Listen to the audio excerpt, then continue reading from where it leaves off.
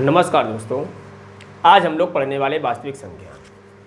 वास्तविक संख्याएं क्या होती हैं, इनका प्रयोग कहाँ होता है, इन्हें कैसे हम पहचानते हैं, इनकी उत्पत्ति कहाँ से होती है। संख्याओं की उत्पत्ति जो होती है वो सम्मिश्र संख्या से होती है। सम्मिश्र संख्याओं के दो भाग होते हैं। पहला भाग होता है आपकी वास्तविक संख्याएं और दूसरा भाग होता है आपका काल्पनिक संख्याएं। तो हम यहाँ पर बात करने वाले हैं वास्तविक संख्याओं की। वास्तविक संख्याएं वो संख्याएं होती हैं जिसमें परिमेय रूप भी पाया जाता है और अपरिमेय रूप भी पाया जाता है, चाहे वो ऋण में दी गई हों, चाहे दशमलव में दी गई हों, चाहे माइनस में दी गई हों, चाहे स्वयं शून्य ही क्यों ना हो, वो सारी संख्याएं आपकी वास्तविक संख्याओं के अंतर्गत आती हैं। वास्तविक संख्याओं के देखिए ये कितने प्रकार की होती है, इसका हम स्ट्रक्चर बना करके समझेंगे कि वास्तविक संख्याएं वास्तव में क्या होती हैं। वास्तविक संख्याएं आपका है, ये आपका अभ्यास 1 दिया गया है, जिसमें हमारा जो स्ट्रक्चर बनेगा वो इस प्रकार से बनेगा कि हमारी है वास्तविक संख्याएं। वास्तविक संख्याएं जो हैं वो उनके दो भाग होते हैं। पहले भाग को हम कहते हैं परिमेय संख्या,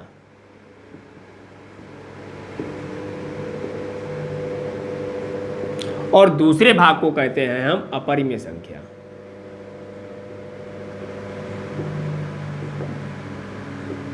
परिमेय संख्याएं क्या होती हैं?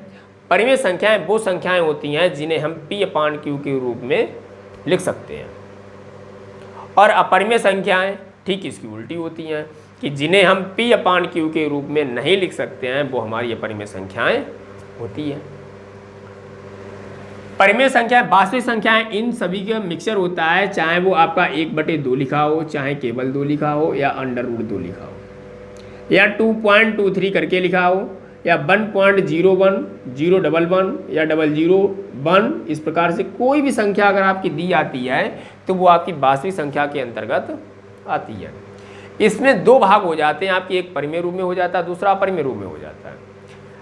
परिमेय रूप आपका क्या होता है? परिमेय रूप वो होता है जिसे हम P/Q के रूप में लिख सकते हैं, जैसे आपका 1/2 है, या 2/3 है, या 1/4 है, या 1/5 है, इस प्रकार की संख्याएं। अपरिमेय संख्याएं वो हो जाती हैं जिन्हें हम √√ के अंदर लिख दें, √2, √3, √5, यानी √√ के अंदर कोई भी अभाज्य संख्या जो पूर्ण संख्या ना हो, या कोई ऐसा मान जो निर्धारित ना हो जिसे हम P/Q के रूप में परिवर्तित नहीं कर सकते हैं, जैसे 10, 1.0, 100, 100, इस प्रकार की कोई भी संख्या अगर दी गई है तो वो आपकी अपरिमेय के रूप में आ जाती है। अगर किसी संख्या की पुनरावृत्ति होती है, अगर हम उसे P/Q के रूप में बदल सकते हैं तो वो आपकी अपरिमेय संख्या नहीं कहलाएगी, वो आपकी परिमेय संख्या ही कहलाएगी। परिमेय संख्या जो होती है, अपरिमेय संख्या यहीं से, अपरिमेय संख्या यहीं से खत्म हो जाती है, और जो परिमेय संख्याएं होती हैं इनके दो भाग होते हैं। पहला होता है आपका पूर्णांक और दूसरा होता है अपूर्णांक। अपूर्णांक को हम भिन्न भी कह सकते हैं। पूर्णांक वो संख्याएं होती हैं जिनका एक निर्धारित पूरा मान होता है, जो दशमलव में नहीं होती है, जो बटे के रूप में नहीं होती है, तो वो आपका पूर्णांक कहलाता है। अपूर्णांक वो हो जाती हैं जो भिन्न के रूप में पाई जाती हैं या दशमलव के रूप में पाई जाती हैं, जैसे आपका चाहे 1/2 लिख दो या इसी को 0.5 लिख दो। ठीक है, ऐसी संख्या है जिसे हम अपूर्णांक कहेंगे या भिन्न रूप भी कह सकते हैं। और यहाँ पर जो संख्याएं आएंगी पूर्णांक की, वो या तो -2 होंगी, या -1 होगा, या 0 होगा, या 1 होगा, या 2 होगा, डेड करके, या आगे की संख्याएं हो सकती हैं या पीछे की संख्याएं हो सकती हैं। तो ये आती हैं हमारी पूर्णांक के अंतर्गत, और ये रहती हैं अपूर्णांक के अंतर्गत। अपूर्णांक यहीं से आपका खत्म हो जाता है, और जबकि पूर्णांक के आपके दो भाग फिर हो जाते हैं। पूर्णांक के दो भाग हो जाते हैं, एक में आती है पूर्ण संख्या और दूसरे में आती है ऋणात्मक संख्या।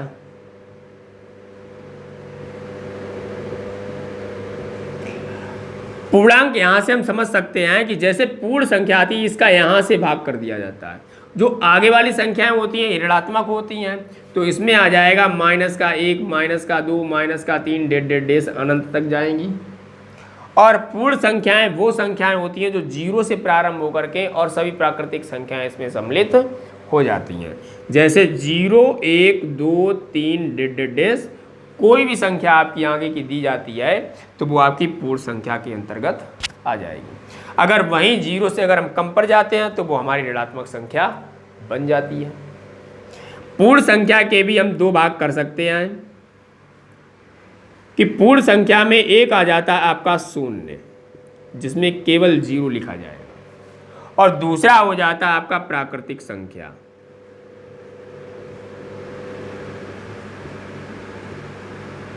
जो 0 के बाद आने वाली सभी संख्याएं सम्मिलित करता है, अनंत तक की संख्याएं।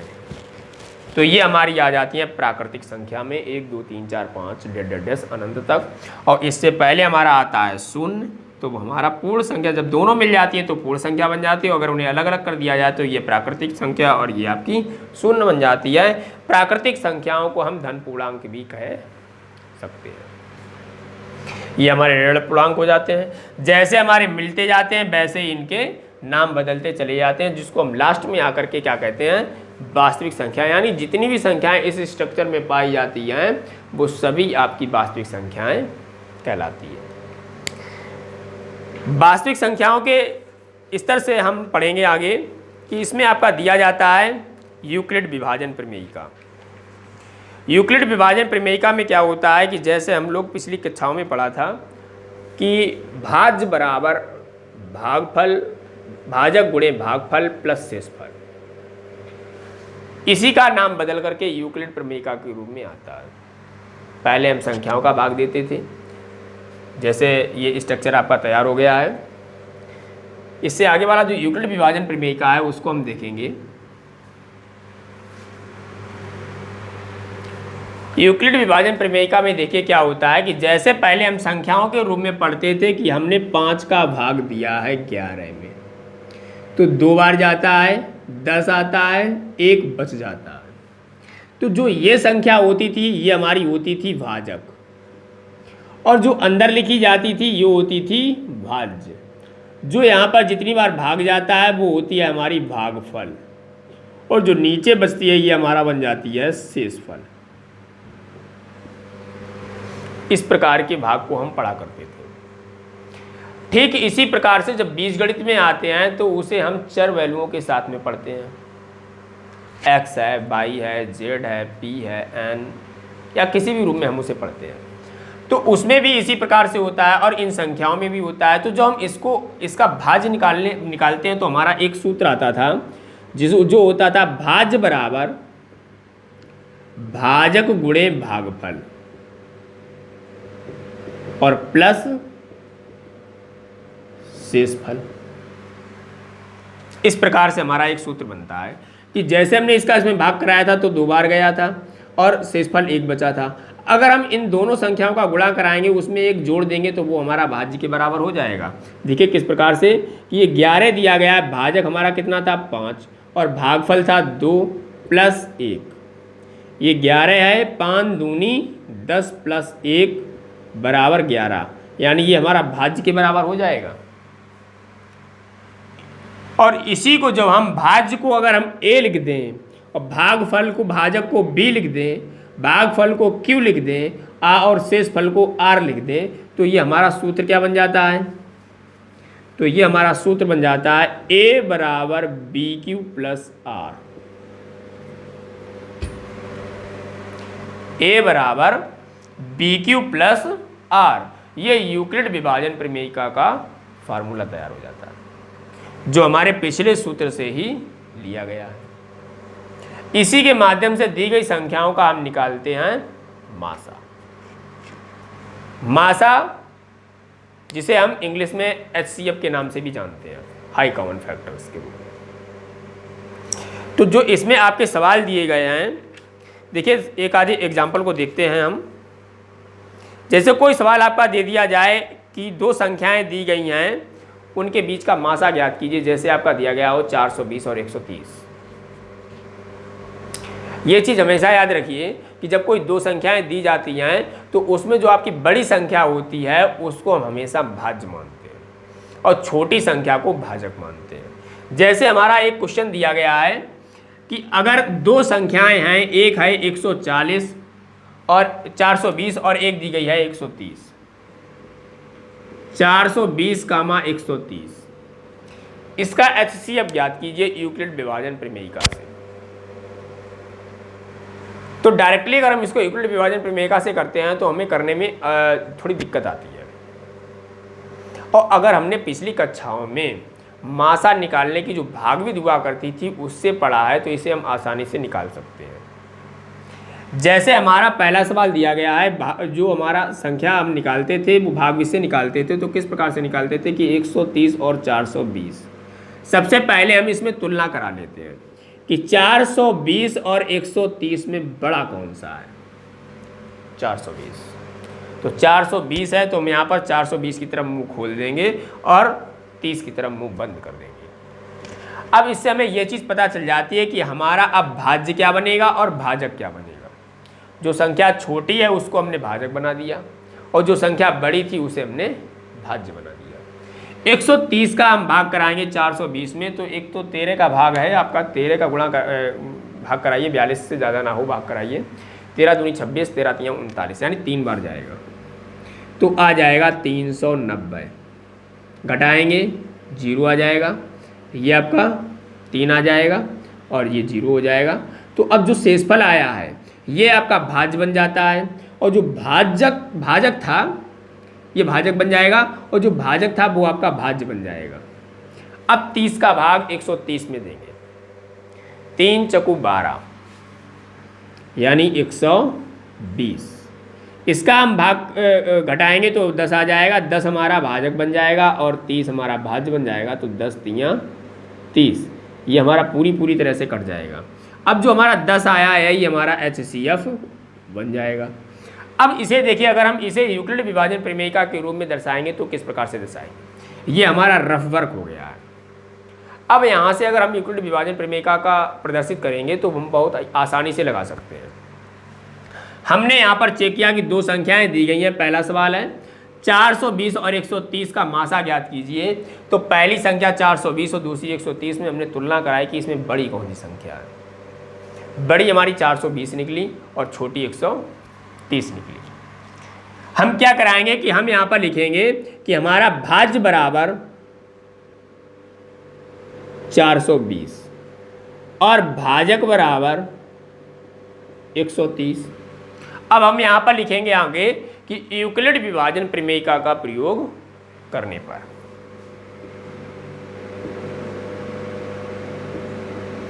यूक्लिड विभाजन प्रमेयिका का प्रयोग करने पर, जहां पर हमारा सूत्र आता है A बराबर BQ प्लस R।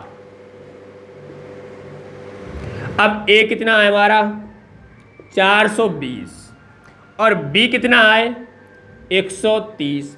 अब देखिए 130 का हमने भाग कितनी बार कराया था, 3 बार।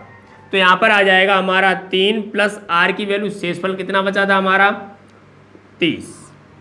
ये इस प्रकार से लिख दिया जाएगा कि 130 का हम 3 में गुणा कराएंगे और उसमें हम 30 जोड़ेंगे तो वो हमारा 420 के बराबर हो जाएगा। यहाँ से हमने आसानी से लिख दिया इसे। अब जो हमारा शेषफल आया है, क्या ये शेषफल हमारा 0 के बराबर है? जब तक हमारा शेषफल 0 के बराबर नहीं होगा तब तक हम इसी प्रकार से प्रोसेसिंग करते रहेंगे। और जहाँ पर हमारा शेषफल 0 के बराबर हो जाएगा तो जब वहाँ पर जो भाजक दिया होगा वही हमारा HCF बन जाएगा। तो हम यहाँ पर लिखेंगे कि शेषफल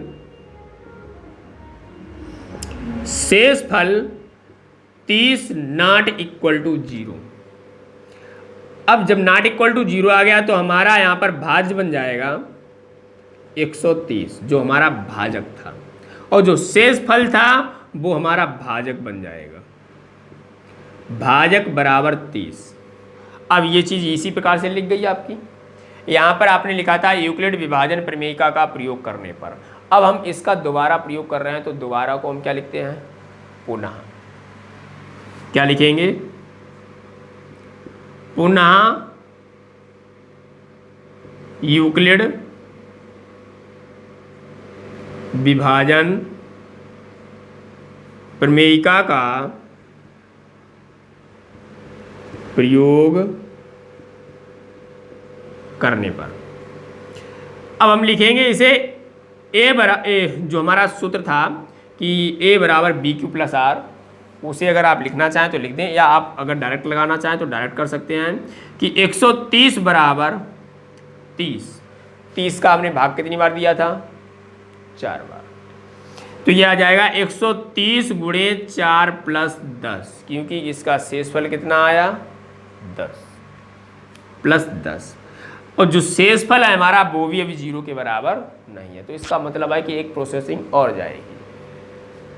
यहां पर हम इसे लिखेंगे कि शेषफल 10 ≠ 0। जब ≠ 0 हो जाएगा तो हम यहां पर फिर लिखेंगे कि भाज्य बराबर। अब भाज्य बराबर हमारा रहेगा जो भाजक था, और भाजक बराबर रहेगा जो शेषफल था। भाजक बराबर 10। अब फिर यहां पर लिखेंगे कि पुनः यूक्लिड विभाजन प्रमेयिका का प्रयोग करने पर। यूक्लिड विभाजन प्रमेयिका का प्रयोग करने पर, और जो हम प्रयोग कराएंगे तो हमारा किस प्रकार से आ जाएगा कि 30 बराबर 10 गुणे 3 + 0, क्योंकि 10 तियां 30। अब शेषफल हमारा क्या बचेगा? 0। तो हम लिखेंगे शेषफल 0 = 0।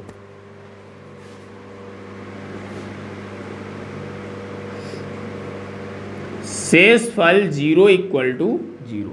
0 अब 0 के बराबर हो गया है। तो जब ये 0 के बराबर हो जाएगा तो यहाँ पर हमारा लिखा जाएगा कि HCF बराबर जो हमारा भाजक था 10, ये हमारा मासा बन जाएगा। चाहे उसे मासा के बराबर लिख सकते हैं या HCF के बराबर लिख सकते हैं। इस प्रकार से हमारा यूक्लिड विभाजन प्रमेयिका का सवाल आसानी से लग जाता है, जब हम उसे सबसे पहले भाग विधि से लगा लेते हैं। रबर में भाग विधि से लगा लें, उसके बाद में हम उसे आसानी से लगा सकते हैं।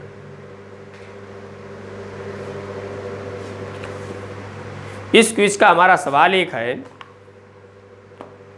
जिसका आप आंसर दें कमेंट बॉक्स में कि अर्धवृत्त पर बना कोण कितने अंश का होता है? अर्धवृत्त पर बना कोण कितने अंश का होता है?